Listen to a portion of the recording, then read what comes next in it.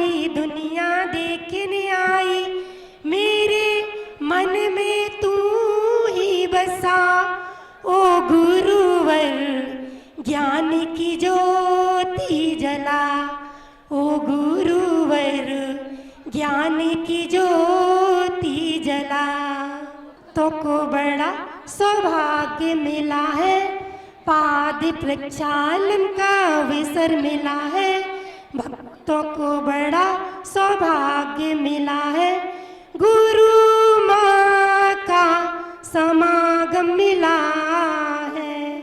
हो गुरु माँ का समागम मिला है।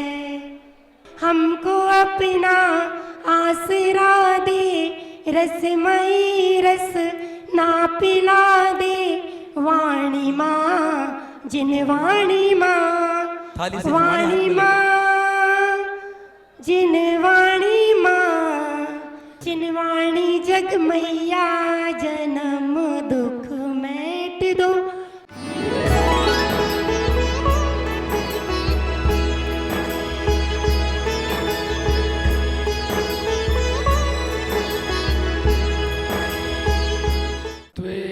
नाथ भव संस्तवनं मयीद मारभ्यते तनुदियापि तव प्रभावात्। चेतु हरिष्यति सतां नलनीदलेषु, मुक्ता फल तुतिमुपेति ननूद बिंदु। अधिक से अधिक कोशिश करना चाहिए कि हम शुद्ध पढ़ें। फिर भी मान लो किसी का जीभ नहीं पलटती है, उसकी जीभ की वैसी व्यवस्था है, तो फिर उसमें विकल्प नहीं करना चाहिए। जैसा आ रहा है वैसा पढ़िए, पढ़ना नहीं छोड़िए। और किसी को किसी की हंसी भी नहीं उड़ाना चाहिए कि भैया इन्हें तो आता ही नहीं है। नहीं, उसका वो पूरा प्रयास कर रहा है।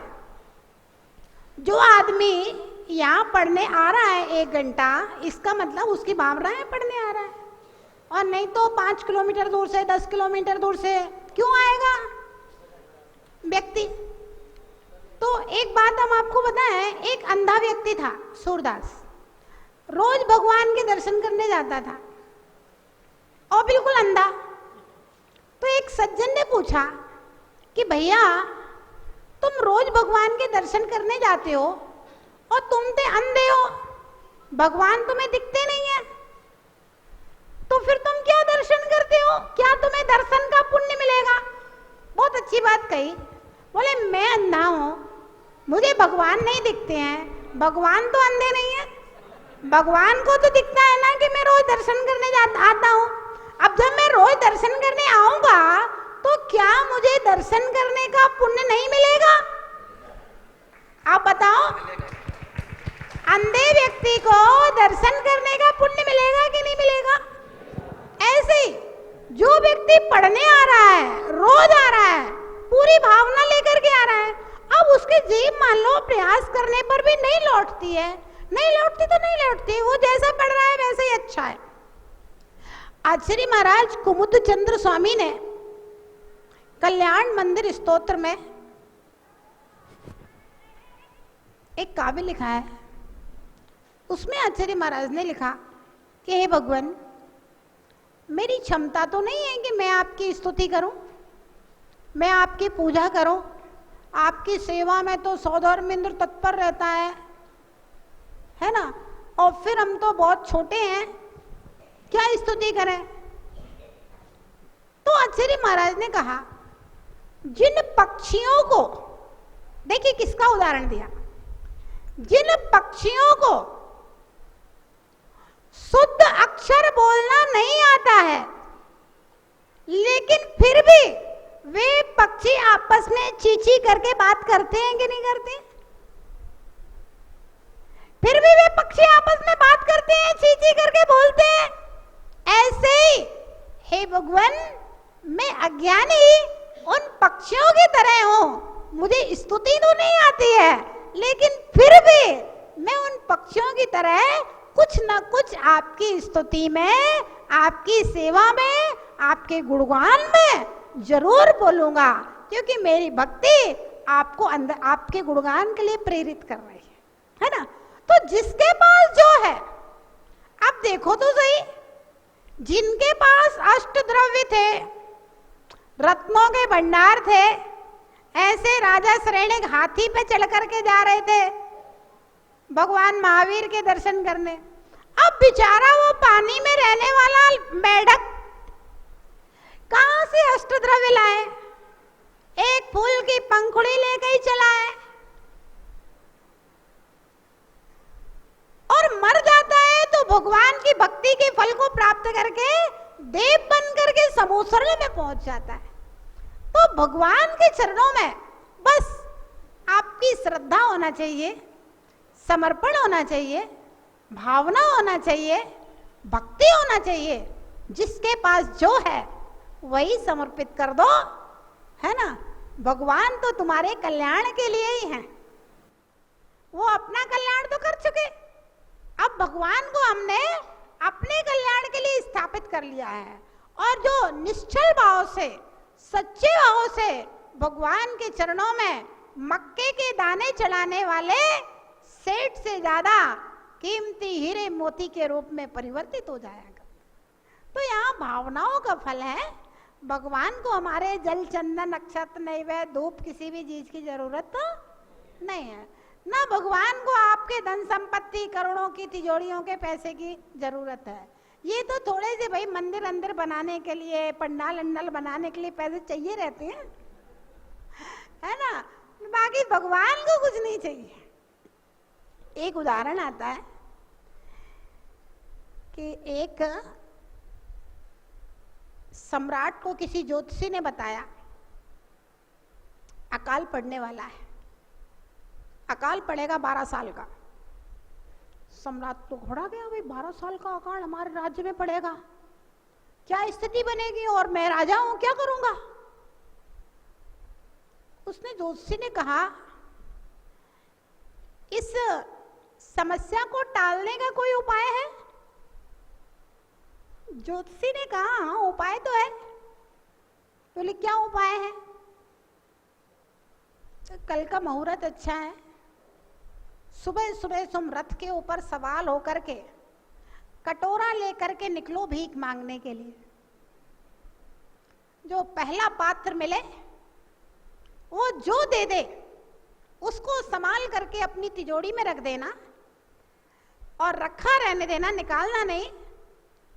इस तंत्र से, कुछ तंत्र विद्याएं होती हैं, अकाल टल जाएगा। सम्राट ने कहा ठीक है, अब करना पड़ेगा भाई, अकाल ना पड़े इसलिए सम्राट का कर्तव्य, कुछ भी करो। सम्राट को रात भर नींद नहीं आई। अब नींद इसलिए नहीं आई, जिसने जिंदगी भर दिया हो आप उससे कहो कटोरा लेके मांगने जाओ रथ पे बैठ के, अब बड़ा कठिन काम है। लेकिन उपाय तो कोई है ही नहीं, यही उपाय है। तो सम्राट सुबह उठा, स्नान आदि से निवृत्त होकर रथ के ऊपर सवार होकर के निकलता है। बड़ी शर्म लग रही है अंदर अंदर में, लेकिन फिर भी निकल रहे हैं। उधर से एक भिखारी आ रहा था, सोचता है जिंदगी हो गई मांगते मांगते, आज तो राजा के महल में चलते हैं मांगने के लिए, जिंदगी भर की दरिद्रता मिट जाएगी। वो राजमार्ग से चला आ रहा था यहाँ से सम्राट।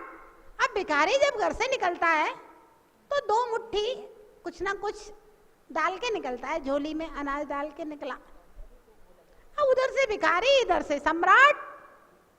अब भिखारी देखते अरे लगता है सम्राट का रथ चला आ रहा है, ओ जाने की जरूरत नहीं पड़ी, रास्ते में ही काम हो गया। और देखता है रथ रुका, सम्राट नीचे उतरा। भिखारी सोचता है आज तो आनंद आ गया, सम्राट ने रथ रोक दिया, नीचे उतरा। और जैसे ही सम्राट खड़ा होता है वह सम्राट अपना कटोरा भिक्षाम देई। भिखारी सोचता है ये क्या है, मैं तो मांगने के लिए आया था, अब ये राजा खुद ही मांगने के लिए खड़े हैं। भिक्षाम देई, सटपटा गया। दूसरी बार सम्राट ने तीसरी बार जोर से बोला भिक्षाम देई, क्योंकि अगर पहले व्यक्ति से लेना है, दूसरा काम नहीं चलेगा। ये तंत्र यही है, इसी से लेना है, दूसरे से नहीं लेना है। अब वो भिखारी अपनी झोली में हाथ डालता है। अब देखो, जिसने कभी दिया नहीं हो, मुट्ठी भरता है, अब उसके हाथ ऐसे हो जाएंगे, कंजूस आदमी के हाथ ऐसे हो जाएंगे। ऐसे किया, 4 दाने 4 उंगलियों में चने के रह गए। अब वो 4 दाने उसने कटोरे में दिए। सम्राट ने कहा धन्यवाद, और अपने रथ के ऊपर चढ़ करके धूल उड़ाते हुए चला गया। अब तो भिखारी का दिमाग खराब हो गया। अब वो फिर से वहीं जहां मांगने जाता था, वहीं अपना स्टेशन चौराहे के साइड चला गया। बोला दिमाग खराब हो गया, सम्राट को नहीं मांगने आ गया। अब वो क्या मामला है उसे भी समझ में नहीं आता। अब देखता है, रोज तो सुबह 6 बजे से लेके शाम को 6 बजे तक मांगता था, फिर 7-8 बजे तक घर पहुंचता था। लेकिन आज तो भैया 2 घंटे में पूरी झोली एकदम ठसाठस भर गई है। अब क्या करे? चलो भैया खाली करे आओ। फिर दोबारा आते हैं, खाली करने के लिए गया। पत्नी ने कहा स्वामी, रोज तो शाम को 7-8 बजे आते थे, आज तो आप 2 घंटे में वापस आ गए 8-9 बजे। बोले कुछ नहीं, बस ऐसे ही है, तुम तो खाली कर दो जल्दी, फिर दोबारा जाते हैं। कहती है आप ऐसा मलिन मुंह क्यों लिए हो? आज तो इतनी सारी भिक्षा और इतनी जल्दी मिली है, आपको प्रसन्न होना चाहिए। फिर भी वो थोड़ा सा ऐसे उदास था, क्योंकि झोली तो पूरी भरी है, लेकिन फिर भी 4 चने के दाने। दिमाग जो है ना, वो बड़ा विचित्र है। कंजूसों का दिमाग थोड़ा लगता है अलग प्रकार का होता है। मुझे ऐसा लगता है जो कंजूस लोग होते हैं दुनिया में, उनका दिमाग बहुत ज्यादा अलग प्रकार का होता है। झोली तो भरी है, फिर भी 4 दाने कम दिए। तो पत्नी ने जैसे ही झोली खाली करी, पूरा अनाज निकाला, उसमें 4 चने के दाने सोने के निकले। तो कहता है स्वामी, ये सोने के चने किसने दिए आज? सोने के चने तो किसी ने दिए, मैंने तो कटोरा देख देख करके रखा था, किसी ने सोने के चने। बोले नहीं नहीं, इसमें 4 चने सोने के हैं। बोले सोने के नहीं होंगे, तुम्हारी आंखों में कुछ फेर है। बोले नहीं नहीं, आओ देखो। वो आया, बोले देखो ये 4 चने सोने के हैं। उसने निकाल करके दिखाए, और भिखारी ने देखा ये सही में ये तो 4 चने सोने के हैं। अब माथा पकड़ करके रोने लगा। पत्नी कह रही है भैया रो क्यों रहे हो? 4 चने सोने के आए हैं, जिंदगी में पहली बार ऐसी भीख मिली है, तो खुश होना चाहिए। बोला रो ये इसलिए रहा हूं कि मैंने 4 ही चने क्यों नहीं दिए, मुट्ठी भर के दे देता तो मुट्ठी भर के सोने के हो जाते। ध्यान रखना, कंजूस पहले तो दे के रोएगा,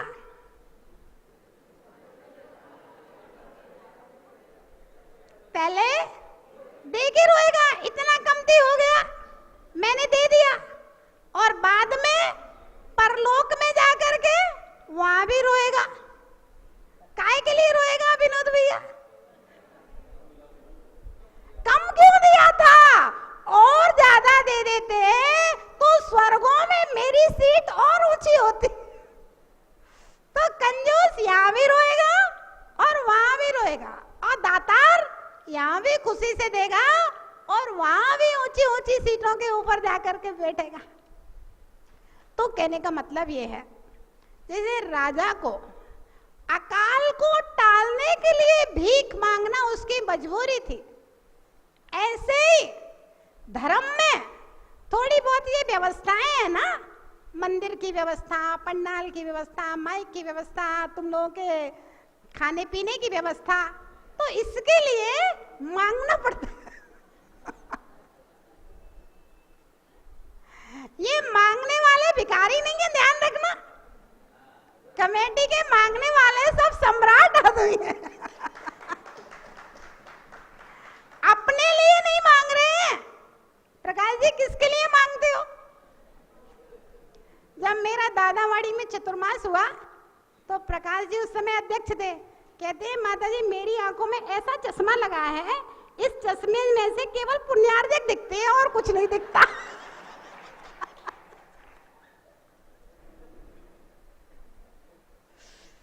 तो भाई किसके लिए मांग रहे हैं? ये मांगने वाले भिखारी नहीं है, अपने लिए नहीं मांग रहे हैं। ये मांगने वाले जिन शासन की प्रभावना हो, है ना, जिन शासन की वृद्धि हो, तो थोड़ी कुछ व्यवस्थाएं हैं उनके लिए मांगना पड़ता है। बाकी भगवान को आपका कुछ भी नहीं चाहिए। अच्छा, व्यवस्थाएं भी तेरा तुझको अर्पण। पंडाल किसके लिए, भोजन किसके लिए, ये माइक की व्यवस्था किसके लिए, तेरा तुझको अर्पण, है ना।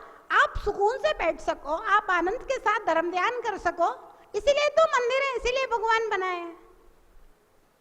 तो भगवान को कुछ भी आवश्यकता नहीं है, वो तो देते ही देते हैं, दातार हैं, देते हैं, लेते कुछ भी नहीं।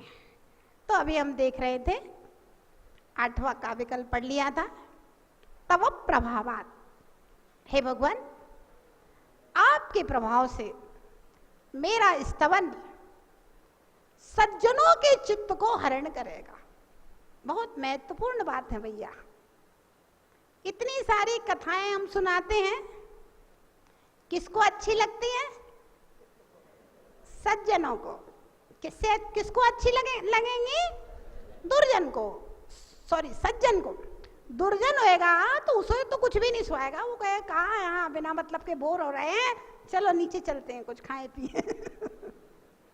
सज्जन होगा तो कहेगा चलो भाई बैठ लो, एक क्लास और पढ़ लेते हैं। जिनको इमरजेंसी काम है उनकी बात अलग है, घर गृहस्थी लोगों के बहुत दुनिया भर के झंझट हैं अपने अपने ढंग से।